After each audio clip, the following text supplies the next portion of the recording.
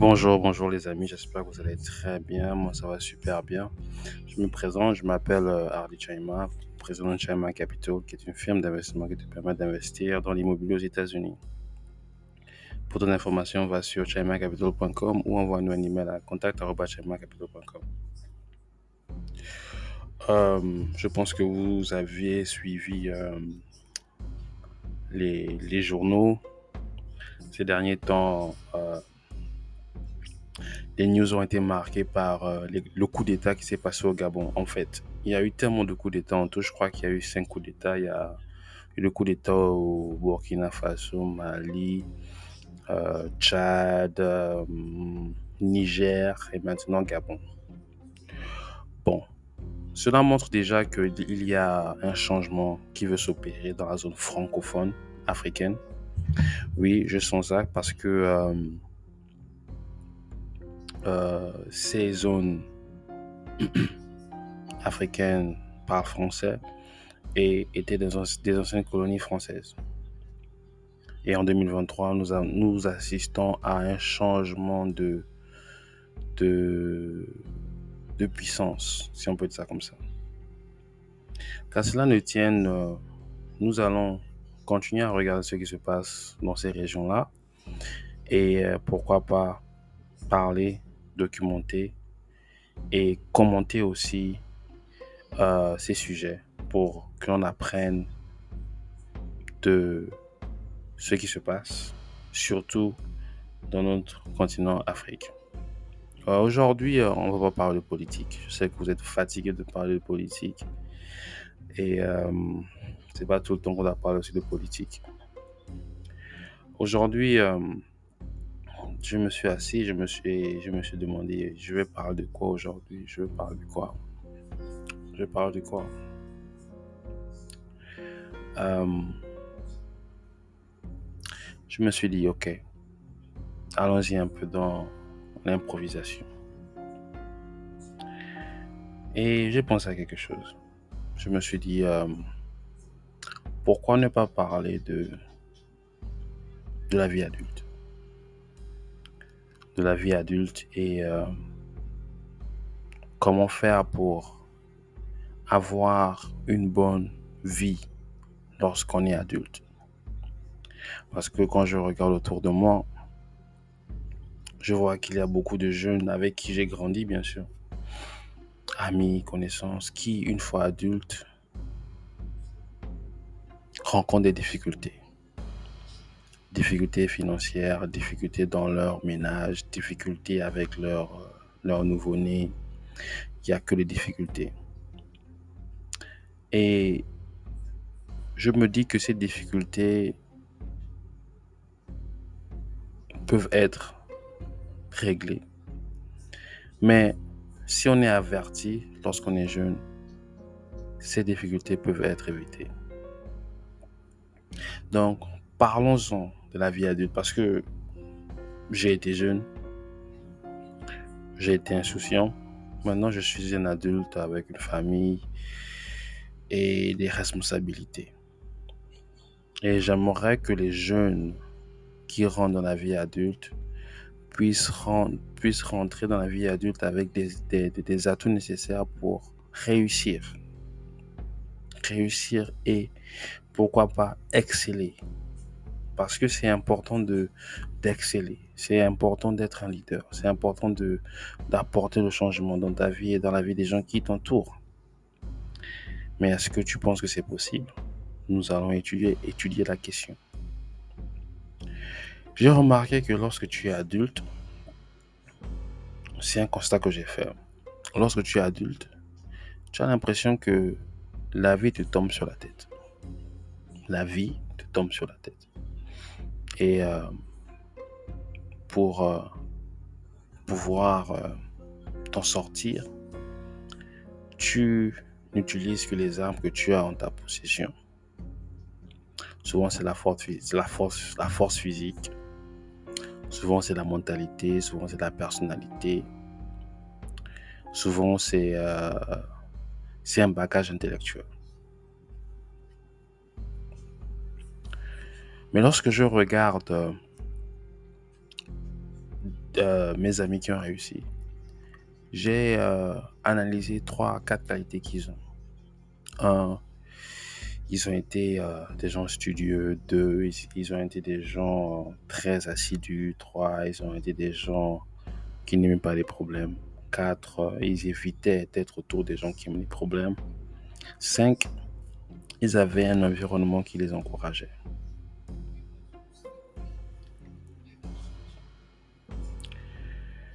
Et lorsque je vois les gens qui n'ont pas réussi, j'ai remarqué qu'ils aimaient s'amuser. Je ne dis pas que s'amuser, c'est mauvais. Je dis qu'il y a un temps pour s'amuser, un temps pour prendre les choses au sérieux. Mais lorsque je regarde ceux qui n'ont pas réussi, ils aimaient s'amuser, ils ne planifiaient rien, ils remettaient tout à demain et ils ne prenaient pas de responsabilité. Ils ne prenaient pas de responsabilité. Et comment ces qualités, ces défauts se sont répertoriés dans la vie, dans leur vie actuelle? Aujourd'hui, les gens qui n'ont pas manifesté les qualités nécessaires dans la vie adulte en souffrent. En fait, ils souffrent. Ils souffrent, ils ont des problèmes, ils sont stressés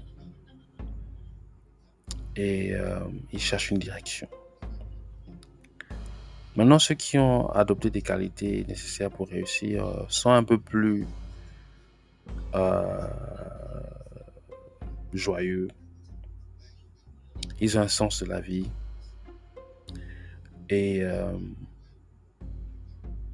ils avancent. Ils avancent.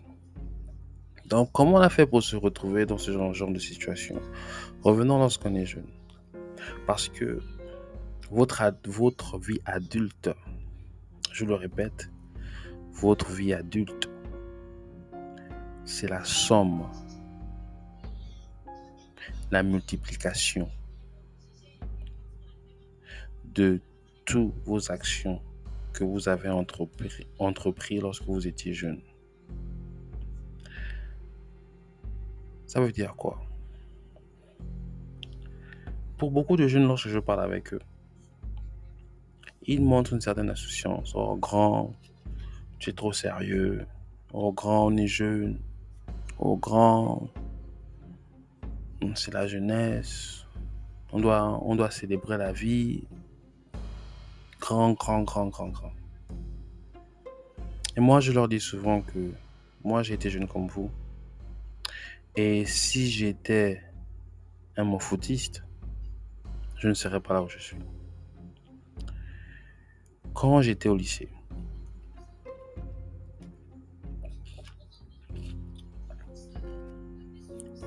la meilleure décision que j'ai prise quand j'étais au lycée, c'est de m'entourer des premiers, des deuxièmes, des troisièmes de la classe. Pourquoi? Parce que ça m'a motivé à étudier, motivé à être la meilleure version de moi en tant qu'élève.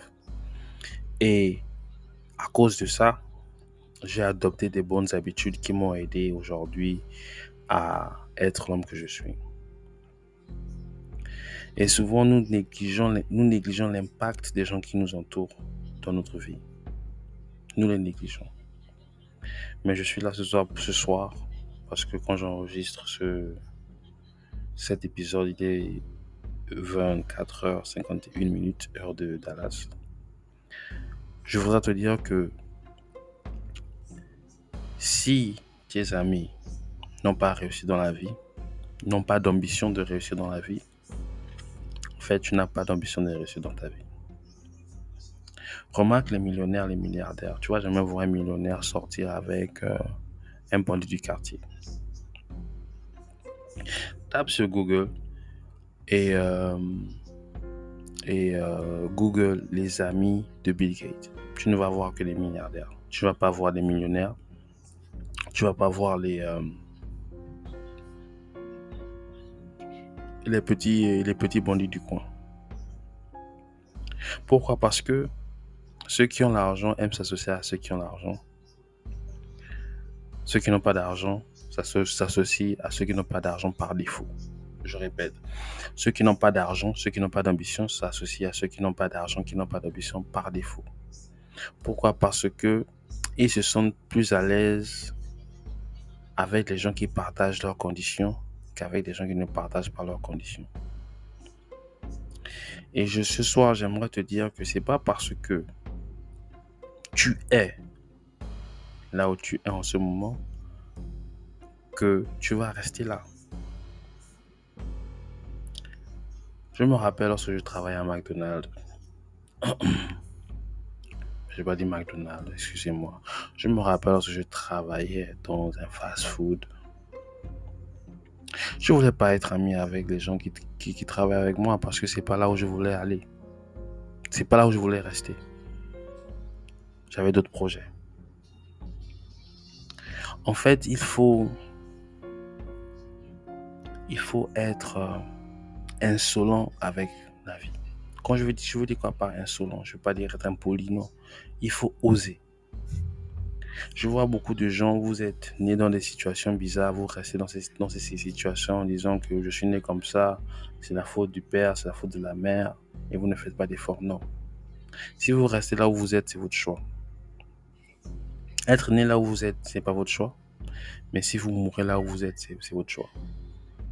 Et donc, lorsque tu es né dans des conditions difficiles, ça ne veut pas dire que tu dois faire des amis dans ce milieu-là.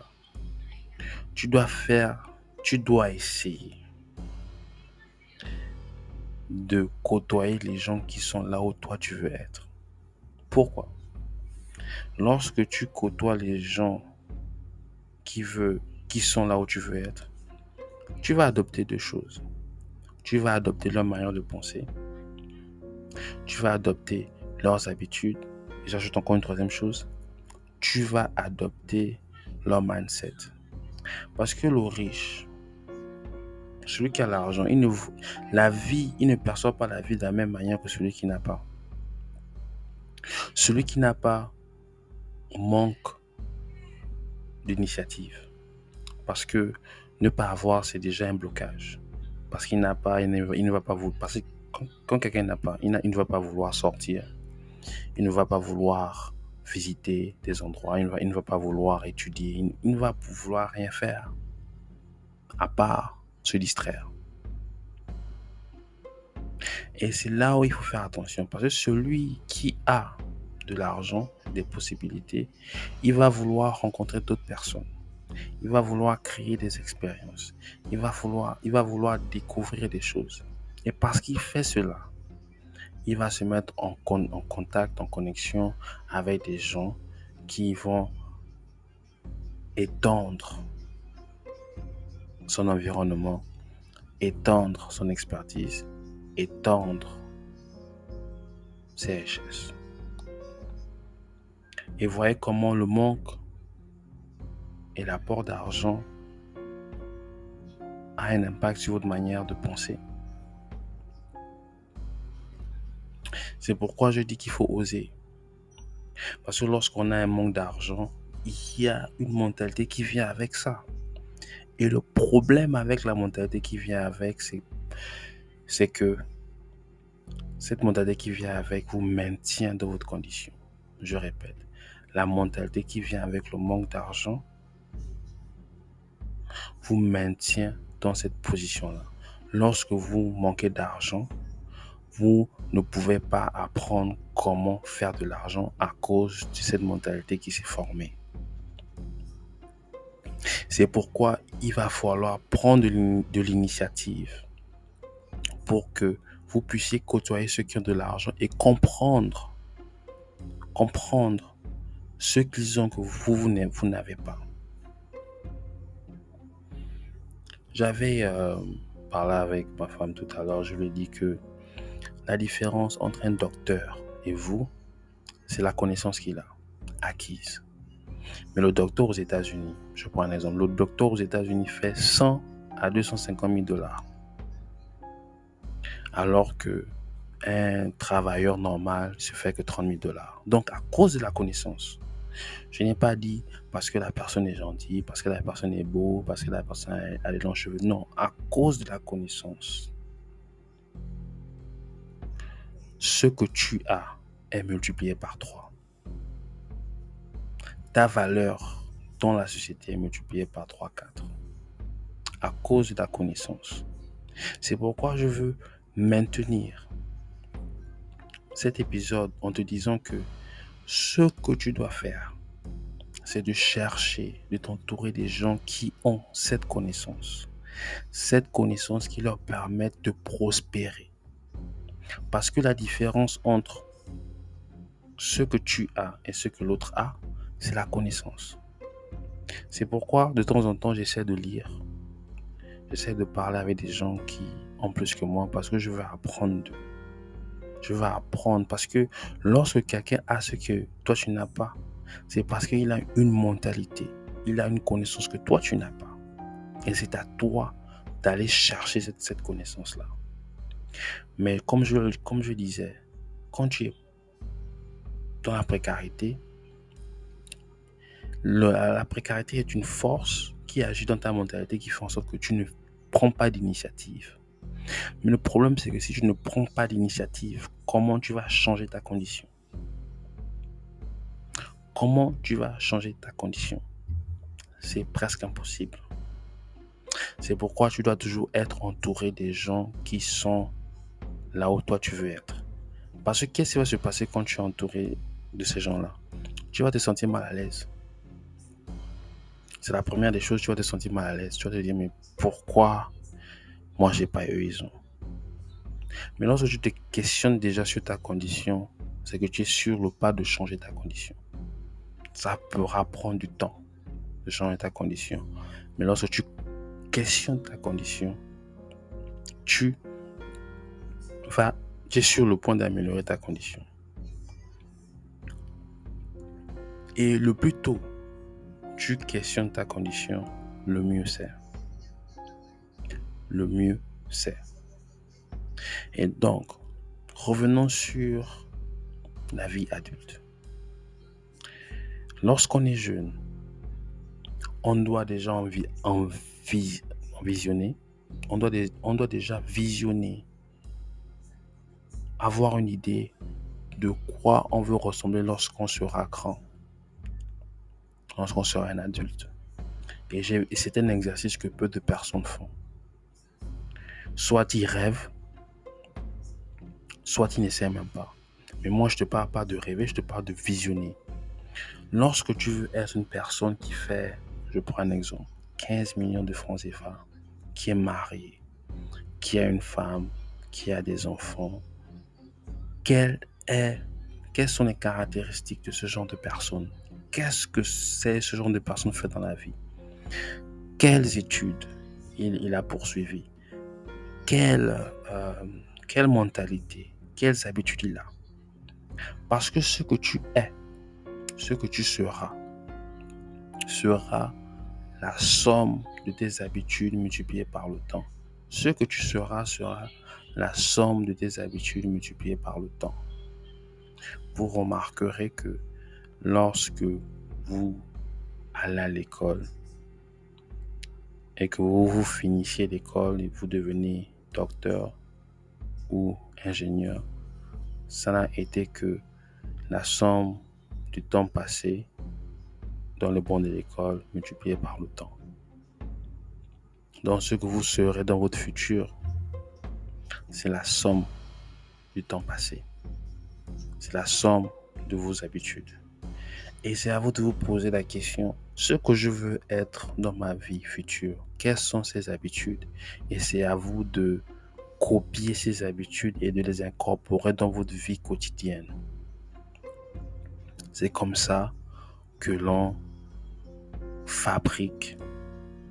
C'est comme ça que l'on crée la vie que l'on veut avoir. Là, je ne parle plus de rêver, je parle de créer. Mais lorsque l'on vit du jour au lendemain, on prend des actions ici, on prend des actions là-bas, on s'amuse ici, on s'amuse là-bas, votre vie adulte va ressembler à rien. Et parce qu'elle va ressembler à rien, vous allez devoir construire à votre vie adulte ce que vous aurez dû construire quand vous étiez jeune. Parce que le temps perdu ne se récupère pas. Le temps perdu ne se récupère pas. Il y a beaucoup de personnes qui ont gaspillé leur temps à ne rien faire. Il y a beaucoup de personnes qui ont gaspillé leur temps dans les distractions qui n'a rien apporté dans leur vie. Qui n'ont rien apporté dans leur vie. Et la seule chose qu'ils ont, c'est des regrets. On ne construit pas une vie avec des regrets. On construit une vie avec des actions. Il faut être actif dans votre vie. On se crée. Parce que quand je vois des jeunes, ils pensent que je fais ce que je veux et demain je serai... Non, ça ne se passe pas comme ça. Tu deviens ce que tu as travaillé. Tu deviens ce que tu as adopté. Et le seul moyen de devenir ce que vous voulez devenir, c'est un renouvellement de votre manière de penser, de vos connaissances et de vos habitudes. C'est comme ça qu'on change. On change par le renouvellement de ce que vous connaissez en termes de connaissances, votre mentalité, votre façon de réfléchir, votre façon de voir les choses, mais aussi vos habitudes, ce que vous faites journalièrement. Et lorsque vous changez ça, vous changez qui vous êtes. Et si vous changez qui vous êtes, vous changez le type de vie que vous avez. Parce que la réalité, c'est quoi? La vie que l'on mène n'est que le reflet de notre mentalité. La vie que l'on mène n'est que le reflet de notre mentalité. Et quand j'ai écouté ça, je me suis dit, waouh! Donc ma vie est le reflet de ma mentalité. Si je veux changer ma vie, je dois changer ma mentalité. Mais il y a beaucoup qui changer leur vie. Ils partent faire du n'importe quoi. Ils s'associent à des gens qui leur promettent du n'importe quoi. Ils partent sur Internet, trouver des astuces sur comment se faire de l'argent. Non. Rien ne va changer tant que ta mentalité ne change pas. Rien ne va changer dans ta vie tant que ta mentalité ne change pas. Et j'ai remarqué que la majorité de mes amis qui ont échoué, pas échoué, mais qui n'ont pas réussi leur vie adulte, c'est parce qu'ils n'ont pas eu un changement de mentalité. Ils ont adopté leur mentalité lorsqu'ils étaient jeunes dans leur vie adulte. Le problème avec la vie adulte, c'est qu'elle correspond à des responsabilités. Quand tu es un adulte, tu as des responsabilités. On te demande pas si tu es prêt pour ces responsabilités ou pas. On te donne ces responsabilités. Et la première des responsabilités que tu as en tant qu'homme ou femme adulte, c'est de prendre soin de toi financièrement, d'avoir ta propre maison, d'avoir tes propres habits, d'avoir ta propre voiture, d'avoir ta propre nourriture, payer l'électricité, payer l'eau, payer tes taxes. Et comment tu vas faire tout ça si tu n'es pas responsable, si tu n'as pas un bagage intellectuel? Parce que lorsque tu es adulte, tu vis avec d'autres adultes. Tu penses que tu es le seul qui veut être riche, tu es le seul qui veut avoir de l'argent. Non, tu n'es pas le seul. Donc, c'est une compétition. Et dans cette compétition, qui gagne, c'est le meilleur. Est-ce que lorsque tu viens dans ta vie adulte, es-tu le meilleur dans ta filière? Es-tu le meilleur dans ce que tu veux faire? Lorsque l'on voit les stars, Léo Messi, Cristiano Ronaldo, ils sont les meilleurs dans leur catégorie. Mais est-ce que l'on pense à leurs habitudes depuis l'âge de 5-10 ans? Le nombre d'heures de travail qu'ils ont eu à faire pour arriver à ce niveau-là? Non, on n'y pense pas, on voit juste le résultat. La réalité, c'est que lorsque tu es adulte et que tu ne prépares pas ta vie adulte, les Américains vont dire « you're gonna fall short ». Ça veut dire que ton potentiel que tu pouvais réaliser ne pourra pas se réaliser. Parce que tu seras tellement occupé à répondre à tes responsabilités que tu n'auras pas le temps de développer ton potentiel comme il le faut. Comme il le faut. Parce que c'est dans ta jeunesse, quand tu viens encore avec tes parents, quand tu as moins de responsabilités, que tu dois travailler, tu dois te donner à fond, tu dois développer les habitudes nécessaires. Mais si toi tu décides dans ta jeunesse de t'allonger, de prendre du temps dans ta vieillesse, tu vas travailler comme un forcené. Et on va mal te payer. Et tu vas te demander pourquoi. Et tu auras un enfant. Tu auras 2. Tu auras 3. Tu seras stressé. Etc., etc. La vie va tellement vite que souvent on ne se rend pas compte. Un jour tu as 15 ans, un jour tu as 30 ans. Le problème, c'est pas l'âge. L'âge va toujours passer. Le problème, c'est ce que tu fais de ton temps. C'est ce que tu fais de ton temps qui est le vrai problème et la vraie solution. Lorsque tu utilises réellement ton temps comme il le faut, ta vie sera plus simple. Parce que je parle avec des frangins à gauche et à droite. Et il y a des frangins qui ne s'en sortent pas. Des frangins, des frangines qui ne s'en sortent pas. Qui sont stressés. Et le stress numéro 1, lorsque tu es dans ta vie adulte, moi je te dis clairement parce que je suis ton frangin, je suis ton oncle, je suis ton grand, ce que tu veux. Le stress numéro 1 dans ta vie, ce sera un stress financier. Je répète, le stress numéro 1 dans ta vie d'adulte, ce sera le stress financier. Alors que lorsque tu es jeune, le stress numéro 1 dans ta vie, c'est le côté amoureux. C'est le côté amoureux quand tu es jeune. Mais quand tu grandis, le stress numéro 1 sera le côté financier. Le stress numéro 2, ce sera de trouver la bonne personne pour fonder une famille. Alors que lorsque tu es jeune, tu ne penses qu'à t'amuser, à rencontrer de nouvelles personnes. Mais lorsque tu deviens adulte, tu veux rencontrer la bonne personne. Pas n'importe quelle personne, mais la bonne personne.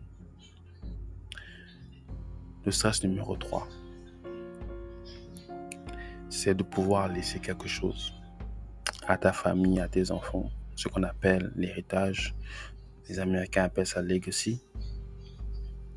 Mais si tu n'arrives pas à répondre au stress numéro 1 qui est les finances, ce sera très difficile de répondre aux autres stress. C'est pourquoi vous voyez des grands, ils sont stressés. Ils sont stressés parce que, comme j'ai dit, c'est toi qui vas prendre soin de payer tout ce dont tu as besoin pour vivre. Et personne ne va venir t'aider. Donc, quand tu comprends cette réalité-là, tu prends ta jeunesse un peu plus sérieusement. Parce qu'à la fin de la journée, lorsque tu prends ta jeunesse un peu plus sérieusement, lorsque tu es adulte, parce que tu seras adulte une grande partie de ta vie, tu seras jeune qu'une petite partie. Lorsque tu es adulte, tu feras des choses qui ne seront pas comparables à ta jeunesse. Absolument pas. Allez, j'ai fini. Merci de m'avoir écouté.